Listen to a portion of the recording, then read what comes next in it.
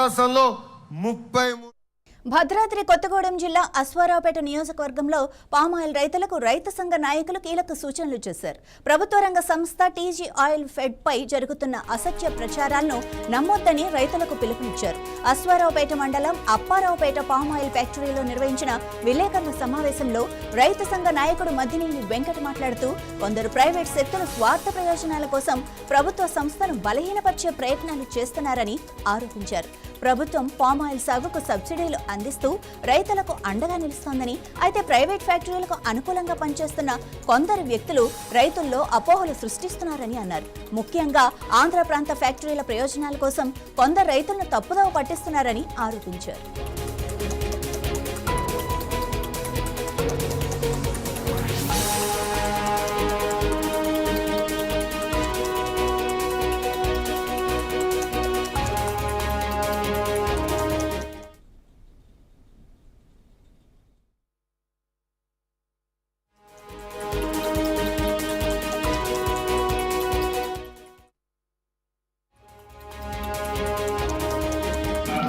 రైతు వ్యవసాయ మంత్రి అయితే ఈ ప్రాంతంలో oil fed, oil palm cultivation, oil palm రైతులు ఎంత అభివృద్ధి చెందుతారో ఇవాళ ఎక్కడైనా సరే ఆయిల్ పామ్ మీరేం చేస్తారంటే నేను ఫార్మర్ అంటాను. అంటే నా డ్రెస్ ఇవన్నీ చూసి ఫార్మర్ ఏంటంటే నన్ను ఆశ్చర్యంగా చూశాను.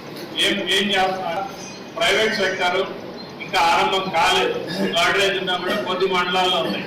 అది కూడా వాళ్ళకి టీజీ ఆయిల్ ఫెడ్ని ఎప్పుడు మింగేద్దామా అనే ఒక దురాలోచనతోనే ఉన్నారు. ఎందుకంటే ఇవాళ ఇండియా మొత్తం మీద టీజీ ఆయిల్ ఫెడ్,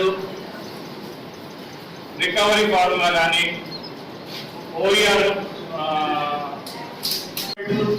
కంపెనీస్ అమలు చేయాలనేది ఒక అనధికారిక జీవో ఉంది. ఎందుకంటే ప్రైవేట్ కంపెనీలు ఏవి కూడా వాళ్ళ ఓఆర్ ఈ రోజు వరకు డిక్లేర్ చేయట్లేదు.